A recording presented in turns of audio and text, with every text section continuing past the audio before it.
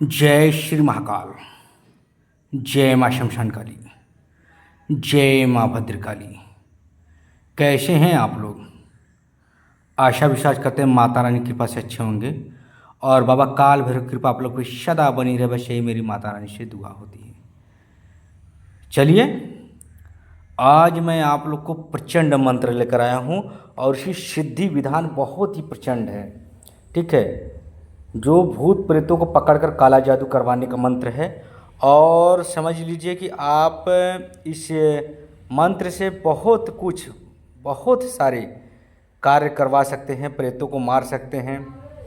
ठीक है, और प्रेतों को भगा सकते हैं, लोगों की झाड़ा लगा सकते हैं। मगर सर्वप्रथम बात एक चीज़ ध्यान रखिएगा आप लोग, इस विधान को और इसकी जो भी संपूर्ण विधान है उसको ध्यान से सुनिएगा और वीडियो को स्किप नहीं करिएगा। क्योंकि आप लोग जब वीडियो को स्किप करते हैं ना तो कुछ न कुछ जानकारी छूट जाती है, और मैं कोई भी जानकारी आप लोगों को बीच बीच में ही बताता हूँ ताकि आप लोग उस क्रियाओं को कर सकें और अच्छे से कर सकें। ठीक है, ये चीज़ ध्यान रखिएगा। तो जो भी मेरे प्रिय दर्शक है वो साधक हैं, वो वीडियो को पहले लाइक जरूर करें, और जो अभी तक हमारे चैनल पर नए आए हैं वो हमारे चैनल को सब्सक्राइब कर दें। क्योंकि हमारे चैनल पे ग्रामीण और देहाती मंत्र दिए जाते हैं और बहुत ही प्रचंड शीघ्र ही कार्य करने वाला यह मंत्र मैं आप लोगों को इसलिए दे रहा हूँ कि बहुत सारे लोग जो झाड़न लगा नहीं पाते हैं, जो भूत प्रेत बाधाओं को मार नहीं लगा पाते हैं, जो प्रेत बाधाएं उनको चैलेंज करके उनके दरबार में चले जाते हैं। इतना याद रखो कि कोई भी प्रेत बाधाएं आपके दरबार में आपको चैलेंज करके नहीं जा सकता है, ये चीज़ ध्यान रखिएगा। ठीक है, तो इस बात को, इस मंत्र को आप लोग बहुत ही बखूबी समझिए। ठीक है, और वीडियो को स्किप करेंगे तो फिर आपको कोई जानकारी छूटेगा तो फिर समझ लीजिएगा शमशान में आपकी ही फटने वाली है। ये चीज़ ध्यान रखना, क्योंकि मंत्र जो भी मैं देता हूँ, जो भी विधान देता हूँ, बहुत ही प्रचंड देता हूँ। ठीक है, तो इसीलिए मैं आप लोग से गुजारिश कर रहा हूँ कि ताकि आप लोग कोई भी मंत्र की विधान आप लोग से ना छूटे। पहले आप लोग शमशान में जब जाएंगे, ये चीज़ याद रखिएगा, पहले आप लोग जब शमशान में जाएंगे तो शमशान में जाने के पश्चात आप लोग को सुबह एक बार जाना है। सुबह एक बार जाने के बाद आप लोग वहाँ पर चावल और हल्दी और 2 अगरबत्ती जला दीजिएगा वहाँ पर। और वो चावल और हल्दी आपको 3 जगह पर देना है। आप एक चीज़ ध्यान रखना, जहाँ पे लाश उतारी जाती है, मैंने वो वीडियो दिखाया है, वहाँ पर देना है। और जहाँ पर कफन होता है, ठीक है, उस कफन के बाद पास आपको देना है। उसके बाद आप लोगों को जहाँ पर लाश जलाई जाती है आपको वहाँ पर वो जो कि चावल छिड़कना है और बोलना है कि मैं आज सिद्धि साधनाएँ करने के लिए आपके पास आने वाला हूँ शमशान में। ठीक है, और आप किसी भी चंद्र ग्रहण, दिवाली, होली कर सकते हैं, और अन्यथा आप सूर्य ग्रहण वगैरह में इसे सिद्ध नहीं करने की कोशिश करिएगा। तो आप लोग इसे सिद्ध करने के लिए जब जाएंगे तो आप लोग देखिएगा, जब डोम राजा, आप पहले दिन जब जाएंगे तभी आप लोग पहले डोम राजा से बात कर लीजिएगा। जो लोग डोम होते हैं वहाँ पे लाश जलाते हैं, उनसे बात कर लीजिएगा कि आप रात में मैं आऊँगा, जब आप उस लकड़ी से जलाते हैं चिता को, उसे मारते हैं और उसे खोपते हैं और उसी से उठाकर फेंकते हैं उसमें जो है कि नदी में। ठीक है, लाश को, तो मुझे वह लकड़ी चाहिए। तो उस लकड़ी का जो भी वह 100-200 रुपये आपसे जो कि चार्ज ले, वह चार्ज आपको दे देना है।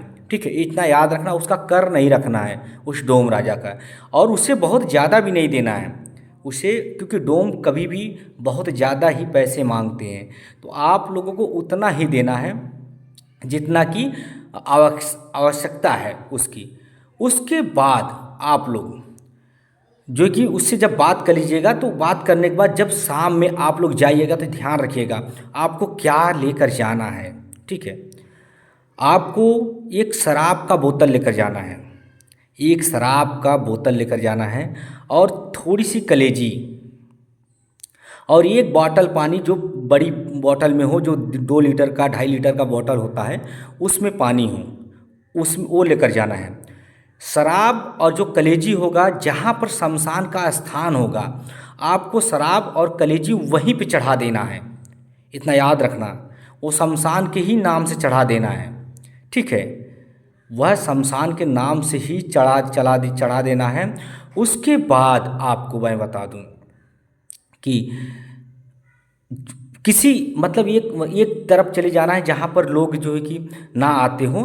फिर उसके बाद वहाँ पर आपको और भी सामग्री जो रोरी, सिंदूर और जो है कि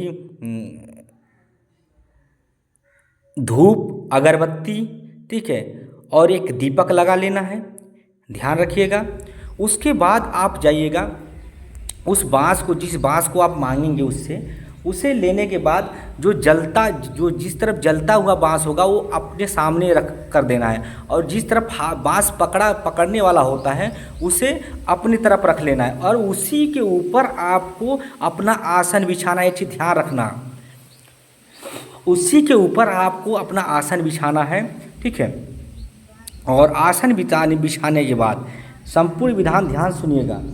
आसन बिछाने के बाद फिर आप लोग क्या करिएगा, उसके बाद लगभग 10 या 11 बजे के बीच में बैठिएगा, 10 या 11 के बीच में। ठीक है, और आपको उस माला इस मंत्र को, जो मंत्र आपके स्क्रीन पर दिख रहा है, जो आपके थंबल पे लगा हुआ था, उस मंत्र को आपको पहले कंठस्थ याद कर लेना है। कंठस्थ जो आपके जीभा पर वो बैठ जाए और आपके जुबान से मतलब हटे ना। उसके बाद आपको करना क्या है, उस चीज़ों को उसी जिस लाश को जलाई जाती है उस पर कफन आता है, जिसको उड़ा कर वो लोग लेकर आते हैं। ठीक है, तो उसे आपको क्या करना है, उसी बांस के ऊपर बिछा लेना है, और बांस के ऊपर बिछाकर बैठ जाना है। ठीक है, उसी के ऊपर बैठना है।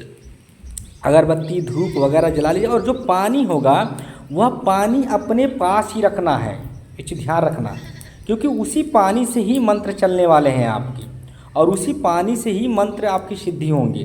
ठीक है, तो उसके बाद जब आप मंत्र पढ़ना शुरू करिएगा,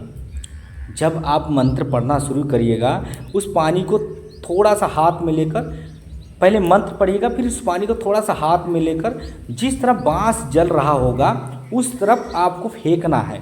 ठीक है, तो वो बोलेगा छन, इस तरह की आवाज़ देगी। ठीक है, उसके बाद वो बुझे चाहे जो कुछ भी हो, सिर्फ आपको इसी तरह से मंत्रों का जाप करते रहना है। और जब आप उस मंत्रों का जाप करके पानी उस तरफ आप जब मारेंगे, ठीक है, आग की तरफ, तब उस आग में से छन छन की आवाज़ जब आएगी, तो जब शक्तियाँ आपकी सिद्ध होगी, तो जहाँ आप आसन लगाकर बैठे होंगे, आपके नीचे, यानी आपके नीचे चूतर वाली साइड पर बहुत तेज़ आपको जलन होगा। यही आपका मतलब सिद्धि का प्रमाण है। बहुत तेज आपको जलन होगा, और मतलब ऐसा लगेगा नीचे से कोई आपको आग लगा रहा है, तब समझो आपकी मंत्र सिद्ध हो रही है। ये चीज़ ध्यान रखना, आपका मंत्र समझ लो सिद्ध हो रही है, और आपको वहाँ से उठकर हटना नहीं है। ऐसा नहीं कि आपको आग लग जाएगा नीचे से। ठीक है, और ये भी ध्यान रखना, आग वाला जो बांस का जला हुआ पोर्शन होगा वो आगे रखना है। ऐसा नहीं कि आपको जले वाले पर बैठना है, वरना आपका पिछवाड़ा जल जाएगा। चीज़ ध्यान रखना, पहली बात है, क्योंकि बहुत सारे लोग गलतियां करते हैं और उस गलतियों का भुगतान सभी को भोगना पड़ता है। तो आप लोग उस लकड़ी को जो कि रखने के बाद फिर आपको क्या करना है, उसी मंत्र को नियंत्रण जो कि आपको जपते रहना, फेंकना है। वो नीचे जब आपका गर्म होगा तो समझो आपको मंत्र आपका सिद्ध होगा, और आपको आवाज़ आएगा, एक आवाज़ बहुत प्रचंड तरीके से आएगा, जिसमें वचन जैसा होगा, और वो आवाज़ आएगा तो समझ लेना आपकी मंत्र सिद्धि हो गई है। आपको बोलना है मुझे वचन दी, और समझो बहुत भयावह आवाज़ होगा, आपको डर कर भागना नहीं है। और उसके बाद वह आपको वचन देगी।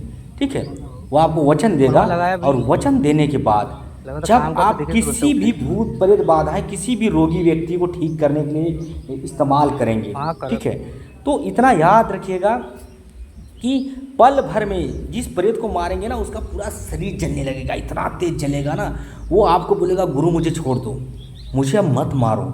ठीक है, मारने का विधान पानी से नहीं है, मारने का विधान आप काली उड़द के साथ मार सकते हैं। और झाड़ा लगाने का विधान यह है कि आप एक बांस की जो कैन होती है, छोटी टहनी होती है बांस की, उस बांस की टहनी पर 11 बार फूंक लगाना है मंत्र पढ़कर। उसके बाद उससे झाड़ा लगाना है। उस प्रेत को फिर जलन सी होगी। ठीक है, उस प्रेत की सारी ऐंठनें दूर हो जाएंगी और वो प्रेत दोबारा आपसे टकराने की कोशिश नहीं करेगा। और इतना याद रखो, अगर वो हट्टी प्रेत है उसको हर मंगलवार को आपको अगर उसे झाड़ा लगाते हैं तो जलते जलते धीरे धीरे धीरे धीरे सिर्फ उसकी मुंडी ही बचेगी और वो खत्म होता चला जाएगा।